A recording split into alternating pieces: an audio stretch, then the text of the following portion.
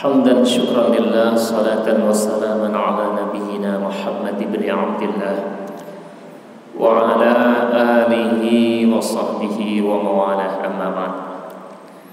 Jamaah salat Isya rahimakumullah, ada pesan syukur seperti ini. Jika kalian diberikan nikmat kaki, maka jangan membayangkan nikmatnya orang naik sepeda. Tatkala kalian diberikan nikmat bisa naik sepeda, maka jangan membayangkan nikmatnya naik motor. Sebab nanti nikmatnya naik sepeda jadi hilang. Tatkala Allah memberikan nikmat sepeda motor, maka jangan membayangkan nikmatnya orang naik mobil. Sebab nanti nikmatnya naik motor jadi hilang. Dan seterusnya.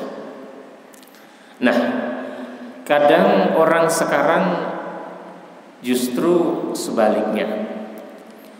Ada ibu-ibu mau ke pasar, dia berjalan kaki. Begitu sampai di tengah perjalanan, ada tetangganya nyalip pakai sepeda ontel.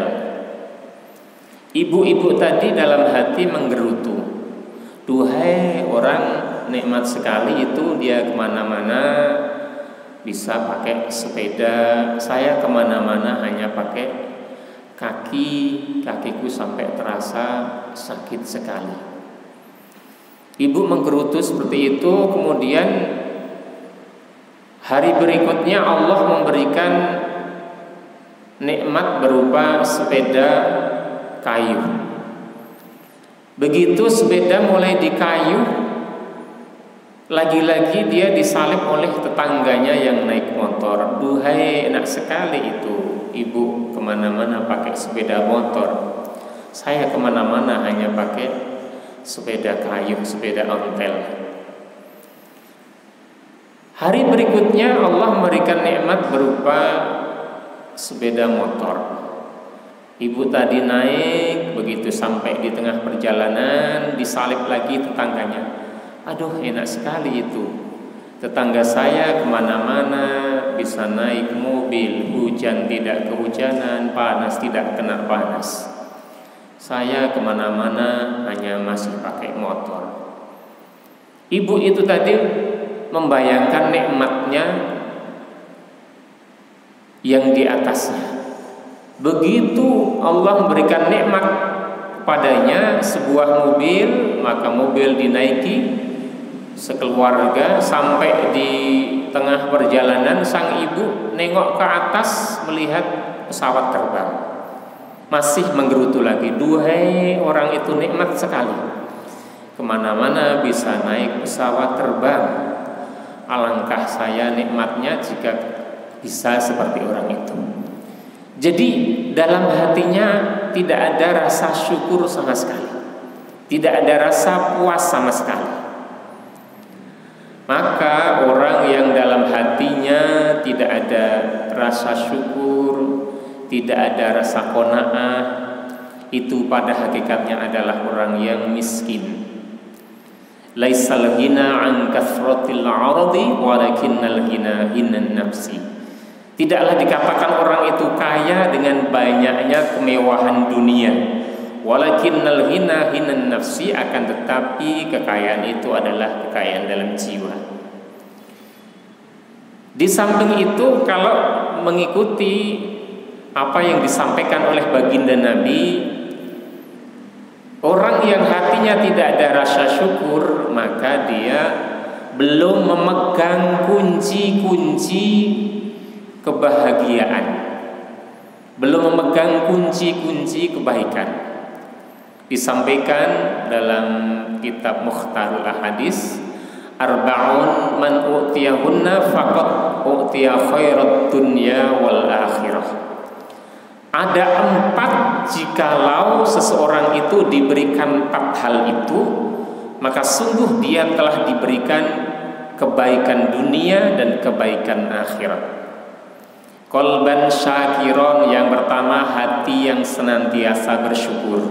Nah, jadi kunci supaya kita ini mendapatkan kebahagiaan yang sejati, kebahagiaan yang sebenarnya dunia dan nanti di akhirat, maka kunci yang pertama, hati kita harus banyak bersyukur, diri kita harus banyak bersyukur. Qalban syakiron, yaitu dengan bagaimana tasarrufun ni'mah li ta'atil mun'im, dengan menggunakan nikmat-nikmat yang Allah berikan kepada kita li ta'atil mun'im, dalam kalimat lain li mardhatillah, untuk melakukan taat kepada yang memberi nikmat, yaitu Allah.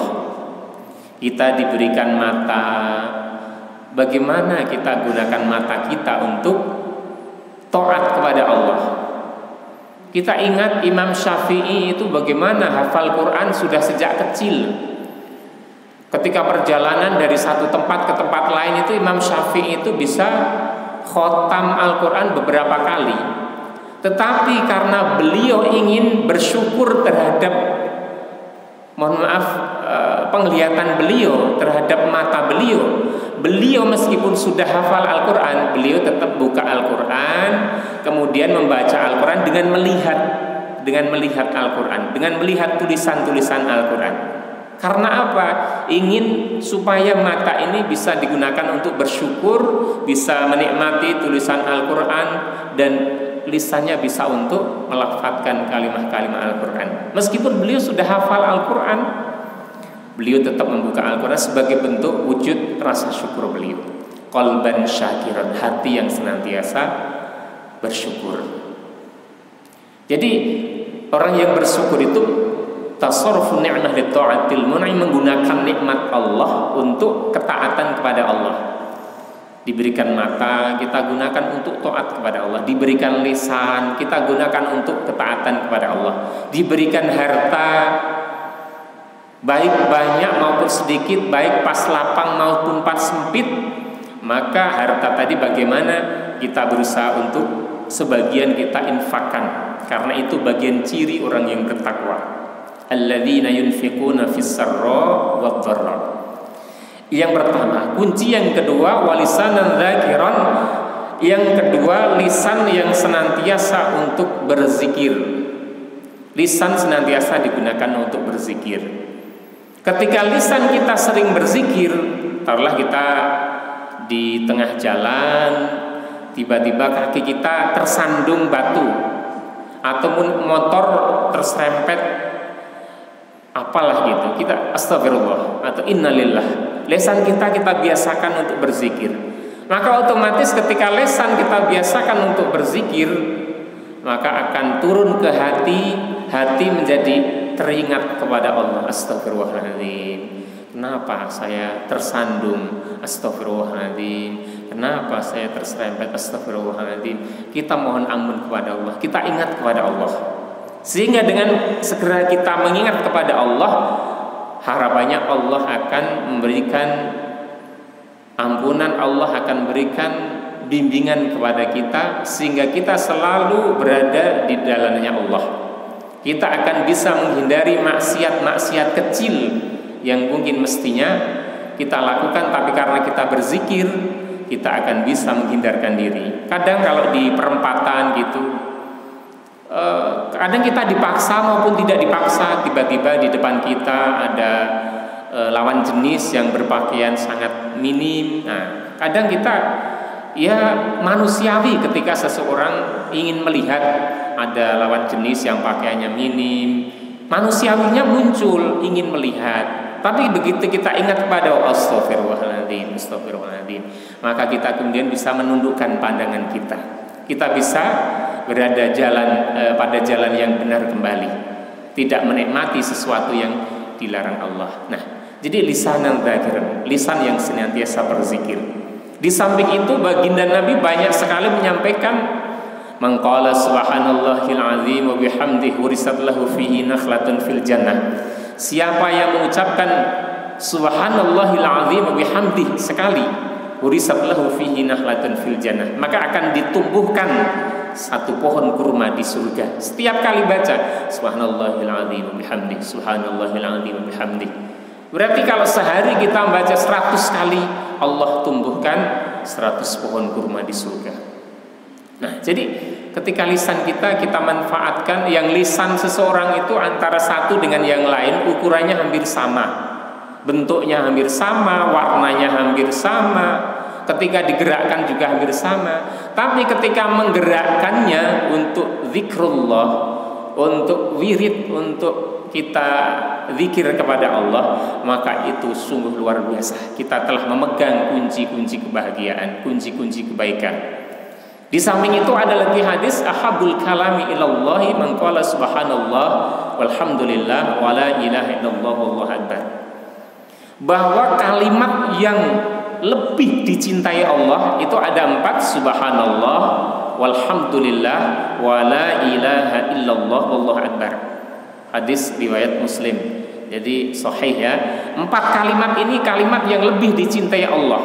Subhanallah, alhamdulillah, wala ilaha illallah, wallahu akbar. Nah, kita sering melafadzkan sambil naik motor, sambil jalan.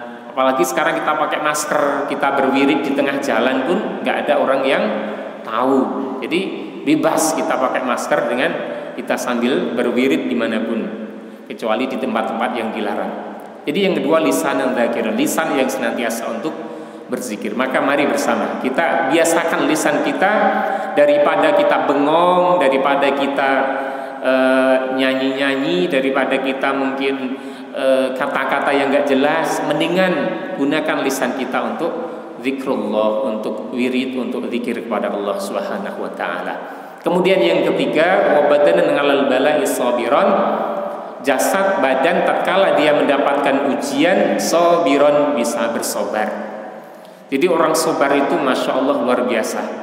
Dalam Al-Quran itu wabasyiris sabirin, dan berilah kabar gembira wahai Muhammad, alladzina idza asabatuhum musibah qalu inna lillahi wa inna ilaihi raji'un, yaitu orang-orang yang tatkala dia ditimpa musibah, diberikan ujian oleh Allah, qalu, mereka melafadzkan inna lillahi, sesungguhnya kami ini milik Allah, wa inna ilaihi raji'un, dan kami akan kembali kepada Allah. Ulaika alaihim salawatum mir rabbihim rahmah wa ulaika humul muhtadun. Mereka akan mendapatkan rahmatnya Allah, kasih sayangnya Allah, dan akan mendapat petunjuk dari Allah. Ini orang yang sabar, yang bisa mengembalikan segala sesuatunya kepada Allah. Jadi tatkala kita diberikan ujian, entah ujian itu bentuknya apa. Jadi ujian Allah itu macam-macam. Ada yang mungkin kekurangan harta, ada yang mungkin dagangannya bangkrut, ada yang mungkin sakit yang belum sembuh-sembuh, ada yang mungkin jodoh yang tidak kunjung datang, ada yang mungkin anak yang susah sekali dididik. Jadi ujian Allah itu banyak sekali. Ada juga yang mungkin harta yang begitu berlimpah. Jadi ujian Allah bisa sesuatu yang kita mungkin kekayaan, dan bisa sebaliknya kemiskinan. Nah, kita kembalikan kepada Allah, bahwa Allah lah segalanya yang nanti akan berkuasa, dan hati kita senantiasa diliputi dengan ketergantungan kepada Allah. Jadi jangan sampai hati kita dengan adanya ujian kemudian menjadi jauh. Kunci yang ketiga dan yang terakhir, wa zaujatun la tabghihi khawnan fi nafsiha wa la malih. Seorang wanita yang bisa menjaga dirinya dan harta suaminya, wanita yang shalihah, yang dia bisa menjaga harkat martabatnya sebagai seorang istri, bisa mendidik anak-anak dalam keluarga menjadi keluarga yang solih dan solihah, putra-putri yang solih dan solihah. Jadi seorang wanita yang seperti itu adalah bagian dari kunci-kunci kebahagiaan dunia dan akhirat. Mudah-mudahan kita diberikan oleh Allah kemudahan untuk bisa memegang 4 hal ini, sehingga kita benar-benar telah diberikan kunci kebahagiaan dunia dan akhirat, maka harus senantiasa kita latih hati supaya senantiasa tetap terus bersyukur dalam kondisi apapun. Kita bersyukur, senang, syukur, susah, sabar. Jadi senang, syukur, susah, sabar gitu. Senang, syukur, susah, sabar. Itu ditanamkan dalam hati. Senang, syukur, ataupun senang tidak senang syukur gitu. Senang tidak senang syukur, susah, senang, sabar gitu ya.